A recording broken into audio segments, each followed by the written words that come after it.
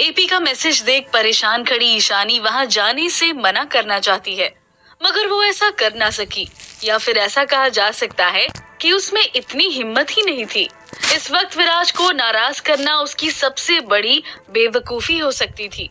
ईशानी ने बेमन ही मैसेज का रिप्लाई किया, ठीक है, एड्रेस भेजिए, मैं अभी आ रही हूँ। ईशानी करण और घर को नरकटपल्ली के भरोसे छोड़कर तुरंत एपी के दिए एड्रेस पर निकल गई। उसे डर था कि कहीं अगर उसे पहुंचने में देर हो गई तो विराज नाराज ना हो जाए।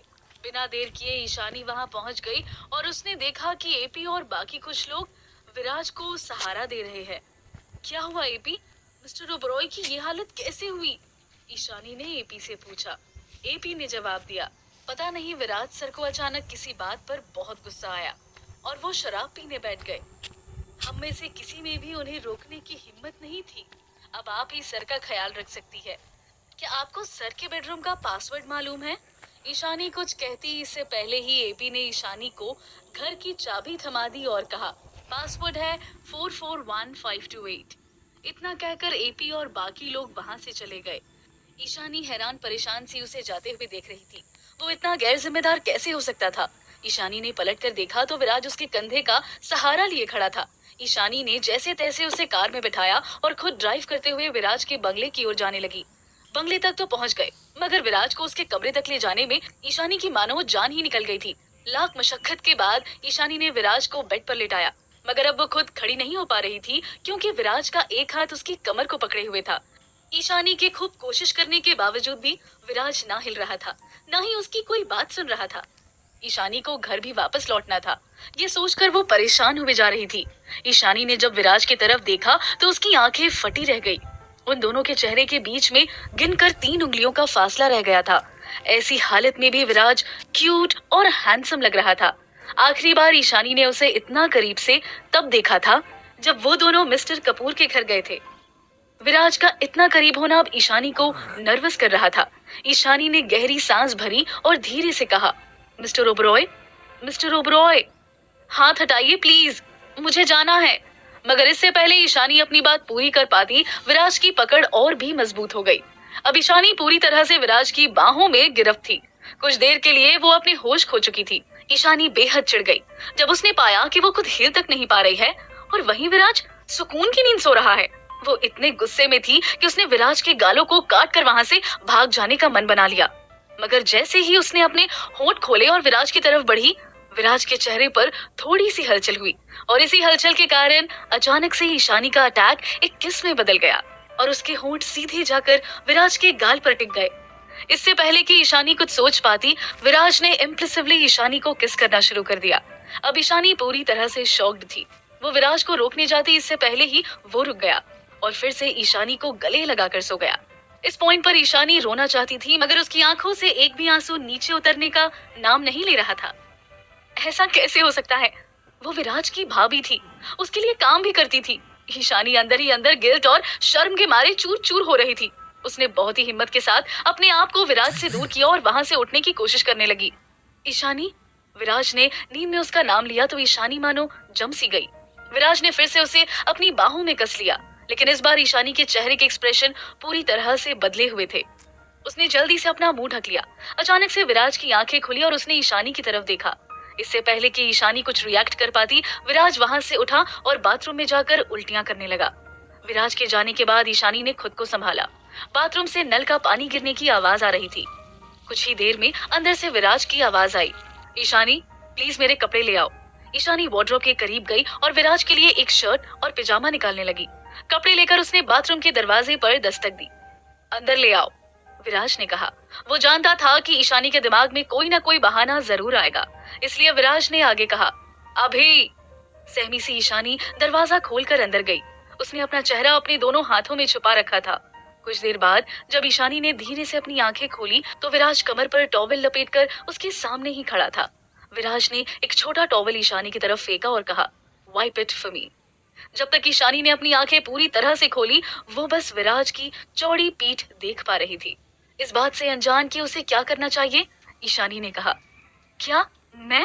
विराज ने जवाब में कहा, इस बाथरूम में मुझे हम दोनों के अलावा और कोई नजर नहीं आ रहा। ईशानी के पास कोई और रास्ता ही नहीं बचा था। अब नर्वस होकर वो विराज की पीठ पोंछने लगी। विराज ने जब आईने में देखा तो पाया कि ईशानी आंखें बंद करके उसकी पीठ पर टॉवल घुमा रही थी। जब उसने ईशानी का ऐसा चेहरा देखा तो उसका बिगड़ा हुआ मूड अपने आप ठीक हो गया। उसने ईशानी के हाथों से अपने कपड़े लिए और पहनते हुए बोला, क्या तुम मुझे घर ले आई? जो कुछ भी हो रहा था वो ईशानी के लिए बहुत ही अजीब था। उसने बंद आंखों के साथ ही हामी भर दी। विराज ने आगे कहा, बाल सुखाने में मेरी मदद करो। विराज उसके सामने टेबल पर बैठ गया और ईशानी ब्लो ड्रायर से उसके बाल सुखाने लगी। ब्लो ड्रायर से उड़ते बालों के बीच विराज ने अपनी आंखें बंद कर ली। अब ईशानी ना चाहते हुए भी उसका चेहरा निहारने लगी थी। उसकी नजरें जाकर विराज के होठों पर रुक गई। होठों को देखते ही उसके मन में ख्याल आया कि अगर विराज को उस किस के बारे में पता चल गया तो ठीक नहीं होगा। ये सोचकर वो डर सी गई। उसने अपने मन में ठान लिया कि कुछ भी हो जाए वो विराज को इस किस के बारे में पता नहीं लगने देगी। ईशानी यही सब सोच ही रही थी कि अचानक विराज ने उससे कहा, ठीक है, तुम अब जाकर आराम करो। ये सुनकर ईशानी रुक गई और बोली, ठीक है सर, मैं घर जाती हूँ, आप भी आराम कीजिए। उसकी कही ये बात सुनकर विराज उसे घूरने लगा और बोला, इस वक्त तुम घर कैसे जाओगी? ईशानी ने जवाब में कहा, मैं कैब ले लूंगी। ईशानी का ये जवाब सुनकर विराज के चेहरे पर एक मुस्कान आ गई। उसने ईशानी से पूछा, तुम कैब बुला लोगी? तुम्हारा फोन कहाँ है? ईशानी को लगा कि विराज को कुछ ज्यादा ही नशा हो गया है। उसने अपने पॉकेट से फोन निकालकर विराज को दिखाया और कहा, ये रहा मेरा फोन। मेरे फोन को क्या हुआ है? विराज ने जवाब दिया, तुम्हारा फोन पानी में भीग गया है, काम नहीं करेगा। ईशानी गौर से अपने फोन को देखती है और कहती है, भीग गया है? नहीं, अच्छा भला तो है। ईशानी के इतना कहते ही अचानक विराज ने उसका फोन छीन लिया और उसे बाथटब में फेंक दिया। ये देख ईशानी का मुंह और आंखें खुले के खुले रह गए। विराज ने ईशानी से कहा था ना तुम्हारा फोन भीग गया है, काम नहीं करेगा। ईशानी की आंखें गुस्से से लाल हो गई, मगर अपने बॉस के सामने वो क्या ही बोल सकती थी। विराज ने आगे कहा, कम ऑन ईशानी, अब ऐसा भी नहीं है कि हम पहली बार साथ में सोने वाले हैं, इसमें इतना शर्माने जैसी क्या बात है? इतना कहते ही विराज बाथरूम से निकलकर रूम में चला गया। ईशानी समझ ही नहीं पा रही थी कि अभी अभी उसके साथ क्या हो गया। वो वहीं खड़ी खड़ी बड़बड़ाने लगी, क्या ये आदमी पागल हो गया है? इसने मेरा फोन बाथटब में क्यों फेंका? ईशानी ने जब अपना फोन बाहर निकाला तो वो पूरी तरह से भीग चुका था। अब ईशानी चाह कर भी अपने लिए कैब नहीं बुला सकती थी। परेशान होकर ईशानी वहीं दरवाजे का सहारा लेकर खड़ी हो गई। तभी बाहर से विराज की आवाज आई, तुम चाहे तो मेरा नाइट ड्रेस पहनकर सो सकती हो। इस पल ईशानी को विराज किसी शैतान से कम नहीं लग रहा था। ईशानी ने बाथरूम का दरवाजा बंद किया और शावर लेकर विराज का शर्ट पहनकर बाहर आ गई। बाहर आते ही उसने देखा कि विराज बिस्तर पर लेटा किताब पढ़ रहा था। ईशानी ने एक पल के लिए कुछ सोचा और वो विराज से बोली, गुड नाइट मिस्टर ओबरॉय, आप आराम कीजिए, मैं गेस्ट रूम में जाकर सो जाती हूँ। विराज ने उसकी तरफ देखे बिना ही जवाब दिया, यहीं सो जाओ, हम पहले भी तो 2 बार साथ सो चुके हैं। ये सुनकर ईशानी को अजीब सा फील हो रहा था। उसने घबराहट में अपने आप को 2 कदम पीछे कर लिया। जब विराज ने देखा कि ईशानी कुछ ज्यादा ही सोच रही है, तब उसने एक हल्की मुस्कान के साथ कहा, तुम जो सोच रही हो मेरा उसमें कोई इंटरेस्ट नहीं है, सो चिल। तुम मेरे टाइप की नहीं हो ईशानी, फिक्र तुम्हें नहीं मुझे होनी चाहिए। विराज की कही इस बात से ईशानी का चेहरा ही उतर गया। विराज ने अनजाने में ही सही मगर उसकी इंसल्ट की थी। जब तक विराज को इस बात का एहसास हुआ तब तक बहुत देर हो गई थी। विराज ने फिर बात को वहीं खत्म करते हुए कहा, बहुत वक्त हो गया है, मुझे सोने दो अब, और तुम भी सो जाओ। ईशानी के पास कोई दूसरा ऑप्शन नहीं था, इसलिए उसने अपने दिल पर पत्थर रखा और वहीं बेड पर लेट गई। ईशानी की आंखों के आगे अब तक वही किस वाला दृश्य घूम रहा था। यही सोचते सोचते ईशानी कब सो गई उसे पता नहीं चला, मगर विराज की आंखों से नींद अभी कोसों दूर थी। भले ही वो नशे में था, मगर इतना भी नहीं कि उसे कुछ याद ना हो। जब ईशानी के होंठ उसके गालों को छू रहे थे तब विराज अपने आप को काबू नहीं कर पा रहा था, इसलिए वो भी ईशानी को चूमने लगा था। उस वक्त तक विराज अपने आप को ईशानी से दूर नहीं करना चाहता था, मगर ईशानी डर न जाए ये सोचकर विराज उल्टी करने के बहाने बाथरूम में चला गया था। मगर वो पल विराज के जहन में कैद हो चुके थे और उन्हें भूलना बिल्कुल आसान नहीं था। देखते ही देखते सुबह हो गई। जब ईशानी की नींद खुली तो विराज उसके साथ नहीं था। ईशानी ने उठकर अंगड़ाई ली, तभी उसने देखा कि कोई दरवाजा नॉक कर रहा है। उसी ही पल में पर्दे के पीछे से 2 मेड्स चलकर अंदर आई। उन्होंने ईशानी को एक व्हाइट ड्रेस देते हुए कहा, मिस मेहता ये पहन लीजिए और नीचे ब्रेकफास्ट के लिए आ जाइए, सर आपका इंतजार कर रहे हैं। ईशानी कुछ सवाल करती उसके पहले ही मेड ने कहा, और हाँ, सर ने कहा है कि अगर आप ये ड्रेस पहनकर नीचे नहीं आई तो सर आपके मोबाइल के लिए नुकसान के लिए कंपेंसेट नहीं करेंगे। इतना कहकर वो दोनों रूम से चली गई। ईशानी ने फ्रस्ट्रेट होकर अपना सर पकड़ लिया। विराज वही करता था जो उसके मन में आता था। उसे सामने वाले की कोई परवाह नहीं थी। मगर अब तो ईशानी को इन सब की आदत हो चुकी थी। वो तुरंत तैयार होकर नीचे चली आई। विराज हाथ में कुछ फाइल लिए उन्हें पढ़ रहा था। एपी भी वहीं बगल में खड़ा था। गुड मॉर्निंग ईशानी जी, उसने ईशानी को ग्रीट करते हुए कहा। ईशानी थोड़ी अनकंफर्टेबल नजर आ रही थी। उसने एपी और विराज को देखकर कहा, good morning AP. Good morning mister Oberoi. बजाय इसके कि विराज उसे जवाब देता, उसने ईशानी से कहा, तुम मुझे विराज बुला सकती हो। ईशानी चौंक गई मगर उसने कुछ नहीं कहा। विराज अपनी जगह से उठा और डाइनिंग टेबल की तरफ जाने लगा। ईशानी भी उसके पीछे पीछे चल दी। हैरानी तो उसे तब हुई जब विराज ने उसके लिए चेयर खींची। ऐसा तो एक जेंटलमैन अपनी पसंदीदा लड़की के लिए ही करता है। ईशानी थोड़ी नर्वस होकर चेयर पर बैठ गई। विराज रुका नहीं। अब वो ईशानी की प्लेट में ब्रेकफास्ट सर्व करने लगा। ये देखकर ईशानी ने भी जूस का ग्लास विराज की तरफ बढ़ा दिया। दोनों नाश्ता कर रहे थे कि अचानक विराज बोल पड़ा, ईशानी तुम श्रवण को अपने कपड़े का साइज बता दो। मुझे यहाँ तुम्हारी जरूरत है, तो बेहतर होगा कि तुम यहाँ रहने के लिए तैयार रहो। सिक्योरिटी के पास जाकर अपने फिंगरप्रिंट्स भी स्कैन करवा लो। ये सुनकर ईशानी पूरी तरह से हैरान हो गई।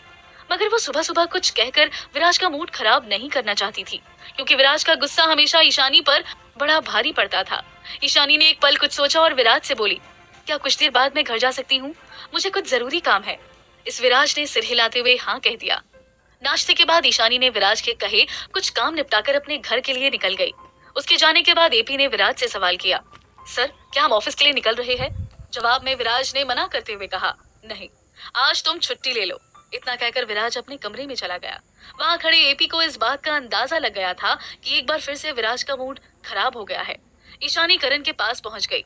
उसने उसे एक लिफाफा देते हुए कहा, भाई आपको अकाउंट खुलवाना था ना, मैंने खुलवा दिया। ये लीजिए आपका एटीएम कार्ड। ये देखकर करण की आंखें चमक उठी। उसने ईशानी से कहा, ईशानी अब से मैं तुम्हारा ख्याल रखूंगा। ये सुनकर ईशानी ने हंसते हुए कहा, ठीक है भाई, अब से आप मेरा ख्याल रखना। करण समझता था कि ईशानी सिर्फ उसे खुश करने के लिए ऐसा कह रही है। छोटी बहन को इतना खुश देखकर करण भी मुस्कुराने लगा। कुछ देर बाद नरकटपल्ली सब्जियों और फलों से भरी थैली लेकर घर में आए। उन्होंने ईशानी से कहा, मैडम जी वो आपका सामने वाला पड़ोसी आपके बारे में पूछ रहा था। नए नए पड़ोसी का ऐसा पूछना ईशानी को अजीब सा लगा। उसने नरकटपल्ली से पूछा, मेरे बारे में? वो मेरे बारे में क्या पूछ रहा था? नरकटपल्ली ने जवाब दिया, वो पूछ रहा था कि आपका कोई बॉयफ्रेंड या मंगेतर है या नहीं। ईशानी को शुरुआत से ही ये नया पड़ोसी कुणाल थोड़ा चिपकू और अजीब किस्म का लग रहा था। ईशानी ने एक पल सोचा और नरकटपल्ली से बोली, अंकल मुझे वो पड़ोसी कुछ अजीब सा लगता है। आगे से अगर वो हमारे बारे में कुछ पूछे तो जवाब मत दीजिएगा। ये सुनकर नरकटपल्ली ने कहा, ओके मैडम जी, जैसा आपका है। सब्जियां और फल लेकर किचन में जाने से पहले नरकटपल्ली पलट कर बोले, वैसे मैडम जी वो लड़का देखने में तो ठीक है, मगर हमको उसकी नजर ठीक नहीं लगती। आप भी उससे बच के रहना। ईशानी को नरकटपल्ली की बात ठीक लगी। उसने मुस्कुराकर उसकी बात पर हामी भर दी। कुछ देर बाद ईशानी किसी काम से बिल्डिंग के नीचे वाले मार्केट तक जाने के लिए बाहर निकली। उसके बाहर निकलते ही कुणाल उसके पीछे लग गया। हाय ईशानी, कैसी हो? कुणाल के सवाल पर ईशानी ने एक छोटी सी स्माइल जरूर दी, मगर कुछ कहा नहीं। लेकिन कुणाल इतनी जल्दी हार मानने वालों में से नहीं था। उसने ईशानी से कहा, ईशानी मैंने सभी पड़ोसियों के लिए एक वेलकम पार्टी रखी है, क्या तुम आना चाहोगी? ईशानी लिफ्ट में जाते हुए बोली, माफ करना, मगर मुझे लोगों से दोस्ती बढ़ाने में कुछ खास दिलचस्पी नहीं है। ईशानी ने कुछ भी सोचे बिना उसे सीधे सीधे मना कर दिया। लेकिन मैं तो तुम्हें अच्छे इरादे से इनवाइट कर रहा हूँ, तुम्हें आना ही होगा प्लीज। इतना कहकर कुणाल लिफ्ट में आ गया। ईशानी ने अपने आप को उससे थोड़ा दूर करते हुए कहा, सॉरी लेकिन मैं नहीं आना चाहती। ईशानी का बार बार ना कहना कुणाल जैसा जिद्दी और घमंडी शख्स सह नहीं पाया और गुस्से से बेकाबू हो गया। उसने ईशानी की बाहें पकड़ ली और उसे अपनी तरफ खींचते हुए बोला, क्या तुम्हें समझ नहीं आ रहा मैं क्या कहने की कोशिश कर रहा हूँ? क्या ईशानी अपने आप को